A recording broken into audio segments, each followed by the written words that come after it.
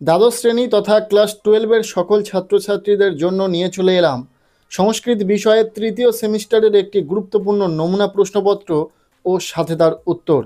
MCQ based যে third সেমিস্টারের exam হবে সেখানে কোন প্রশ্নগুলো গুরুত্বপূর্ণ, কোন প্রশ্নগুলো পরীক্ষাতে আসার সম্ভাবনা রয়েছে, এই প্রশ্নপত্রে সেই সকল প্রশ্নগুলি তোমরা দেখতে পাবে।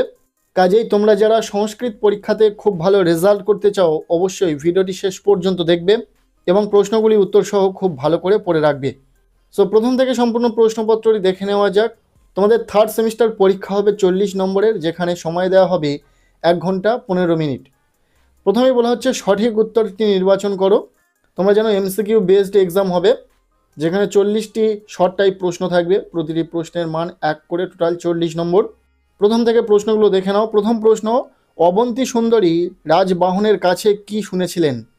উত্তর হবে অপশান গ, চতুর্দশ ভবন বৃত্তান্ত। এরপর দ্বিতীয় প্রশ্ন, রাজবহচরিতম বা দশকুমার চরিতম এর লেখক কে? উত্তর হবে অপশান খ, দণ্ডী।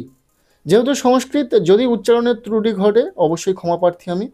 নেক্সট 3 নম্বর প্রশ্ন, দণ্ডী কার সভাকবি ছিলেন? উত্তর হবে অপশান ঘ, নরসিংহ বর্মন। 4 নম্বর প্রশ্ন, রাজবাহন ও অবন্তী সুন্দরী কিসের স্বপ্ন দেখেছিলেন? এখানে উত্তর হবে অপশান গ, রাজহংসের। এরপর 5 নম্বর প্রশ্ন, চন্দ্রবর্মাকে সংবাদ দিয়েছিল? উত্তর হবে অপশান ঘ, রক্ষী পুরুষগণ। নেক্সট 6 নম্বর প্রশ্ন, শ্রীমদ্ ভগবদ্ গীতায় কয়টি অধ্যায়? উত্তর হবে অপশান ক, 18টি। 7 নম্বর প্রশ্ন, পরমেশ্বর থেকে কি উৎপন্ন হয়েছে?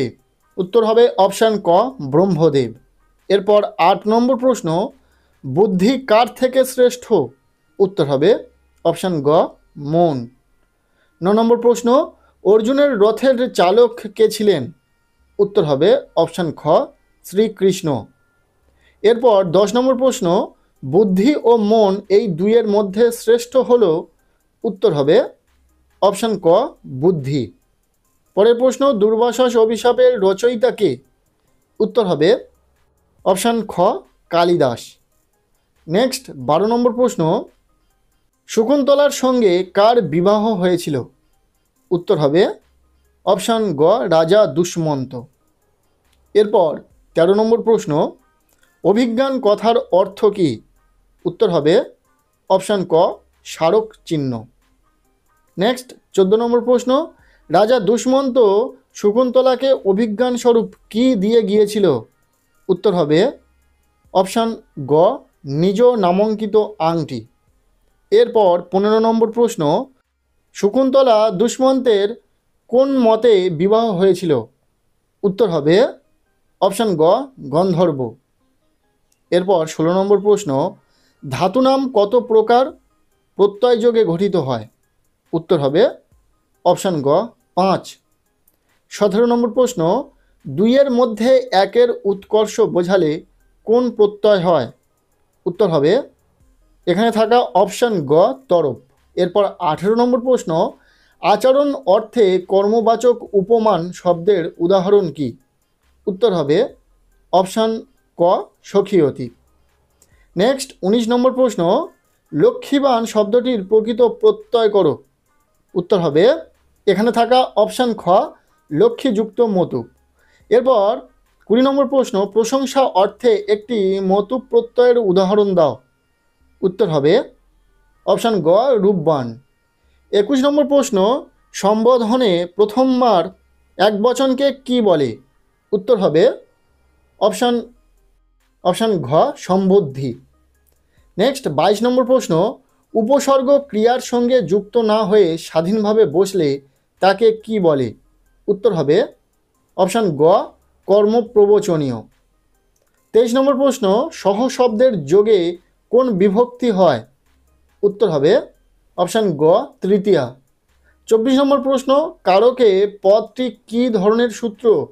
উত্তর হবে অপশান ঘ, অধিকার সূত্রম।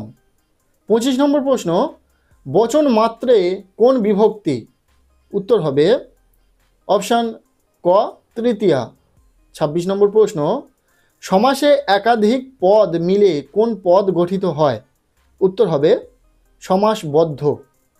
অপশান ঘ সমাসবদ্ধ পদ। 27 নম্বর প্রশ্ন, বংশের সঙ্গে সংখ্যাবাচক শব্দের কোন সমাস হয়? উত্তর হবে অব্যয়ীভাব। এখানে একটা কথা তোমাদেরকে বলে রাখি, এমসিকিউ বেসড এক্সাম হবে, তবে বেশ কিছু প্রশ্ন তোমরা কিন্তু অন্য টাইপেরও দেখবে, যেখানে কিন্তু প্রশ্নগুলো সহজ হবে উত্তর করা। তাই সেই ধরনের প্রশ্ন এই প্রশ্নপত্রে তোলা নেই, শুধুমাত্র এমসিকিউ টাইপ প্রশ্ন তোলা রয়েছে, যেটা তোমাদের জন্য বেশি কার্যকারী হবে মনে রাখা বা প্রশ্নপত্রটি দেখা। যাই হোক, বাকি প্রশ্নগুলো দেখে নাও। এরপর 28 নম্বর প্রশ্ন, সমাসে একাধিক পদ মিলিত হয়, এই একাধিক পদের এক একটি পদকে কি বলে? উত্তর হবে এখানে থাকা অপশান ক সমস্যমান পদ। এরপর 29 নম্বর প্রশ্ন, বিশ্বজননী পদে কোন সমাস হয়েছে? উত্তর হবে অপশান খ ষষ্ঠী তৎপুরুষ। নেক্সট প্রশ্ন, কর্মণি কুশল কর্মকুশল এখানে কোন তৎপুরুষ সমাস হয়েছে? উত্তর হবে অপশান ঘ সপ্তমী। নেক্সট 31 নম্বর প্রশ্ন, পুরাণের রচয়িতা কে? উত্তর হবে অপশান ক ব্যাসদেব। 32 নম্বর প্রশ্ন, অষ্টাদশ পুরাণের মধ্যে প্রাচীনতম কোনটি? উত্তর হবে অপশান ক ব্রহ্মপুরাণ। এরপর 33 নম্বর প্রশ্ন, কোন পুরাণকে বিশ্বকোষ বলা হয়? উত্তর হবে অপশান গ অগ্নি। পরের প্রশ্ন, সংস্কৃত সাহিত্যে ভাস রচিত দৃশ্যকাব্য বা নাটক কয়টি?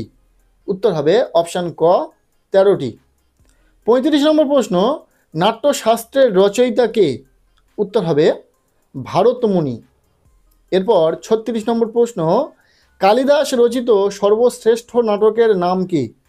উত্তর হবে অপশান গ অভিজ্ঞান শকুন্তলম। পরের প্রশ্ন 37 নম্বর প্রশ্ন, ভবভূতি কয়টি নাটক লেখেন? উত্তর হবে অপশান ক 3টি। 38 নম্বর প্রশ্ন, সিদ্ধান্ত জ্যোতিষবিদ্যার প্রতিষ্ঠাতা কে? উত্তর হবে অপশান ক আর্যভট্ট। পরের প্রশ্ন, গুপ্তযুগের নিউটন কাকে বলে? উত্তর হবে অপশান খ বরাহমিহির। এরপর 40 নম্বর প্রশ্ন, অর্থাৎ শেষ যে এমসিকিউ এই প্রশ্নটি রয়েছে, দ্রাঘিমা ও অক্ষাংশের আলোচনা আছে কোন গ্রন্থে? উত্তর হবে অপশান গ খণ্ড খাদ্যকে। এই ছিল ক্লাস 12 তথা দ্বাদশ শ্রেণীর পরীক্ষার্থীদের জন্য তৃতীয় সেমিস্টারের একটি গুরুত্বপূর্ণ নমুনা প্রশ্নপত্র সংস্কৃত বিষয়ে। প্রশ্নপত্রে থাকা প্রতিটা প্রশ্ন যেহেতু আমরা উত্তর সহ আলোচনা করেছি, তাই প্রশ্নগুলো খুব ভালো করে দেখে রাখো। এখান থেকে বেশ কিছু প্রশ্ন তোমাদের পরীক্ষাতেও আসতে পারে, কাজেই প্রতিটা প্রশ্ন ভীষণ ভীষণ গুরুত্বপূর্ণ। যেহেতু নতুন সিলেবাসে তোমাদের পরীক্ষা হতে চলেছে, কাজেই তোমাদের কিন্তু প্রশ্ন খুব একটা হার্ড হবে না, তাই বেশি চিন্তিত হবে না, পড়াশোনা করে যাও, ফলাফল অবশ্যই তোমরা পরীক্ষাতে দেখতে পাবে। আজকের এই ভিডিওটি তোমাদের কেমন লাগলো অবশ্যই কমেন্টে জানিও। এর আগের ভিডিওতে আমরা বাংলা, ইতিহাস, ভূগোল প্রভৃতি বিষয়ের নমুনা প্রশ্নপত্র সহ উত্তর আলোচনা করেছি ভিডিওর মাধ্যমে। সেই ভিডিওগুলি অবশ্যই দেখে নিও, ভিডিওর লিঙ্ক আমি এই ভিডিওর ডেসক্রিপশানেও দিয়ে রাখবো। আজকের এই ভিডিওটি বন্ধুদের সাথে শেয়ার করে দিও, চ্যানেলে নতুন হলে চ্যানেলটিকে সাবস্ক্রাইব করে রাখো।